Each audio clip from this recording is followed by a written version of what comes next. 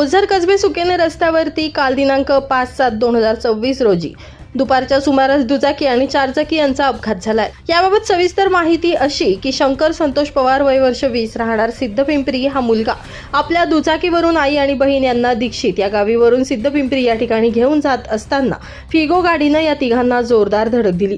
धडक इतकी जबरदस्त होती की यामध्ये दुचाकी चालक शंकर पवार याच्या पायाचा गुडघ्यापासून तुकडा झाला होता।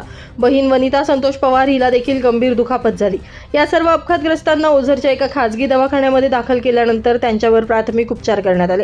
नंतर अडगाव येथील मेडिकल कॉलेज या ठिकाणी त्यांना उपचारासाठी दाखल केले, परंतु सोमवारी शंकर संतोष पवार या 20 वर्षीय तरुणाचा उपचारादरम्यान मृत्यू झाला। एकुलता एक मुलगा अपघातात मरण पावल्यानं पवार कुटुंबियांवरती दुःखाचा डोंगर कोसळला असून यामध्ये बहिणीची सुद्धा प्रकृती चिंताजनक असल्याची माहिती कळते।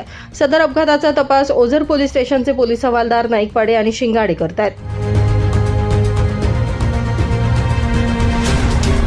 नाशिक माझा न्यूजसाठी प्रतिनिधी संदाम पिंजारी, ओझर।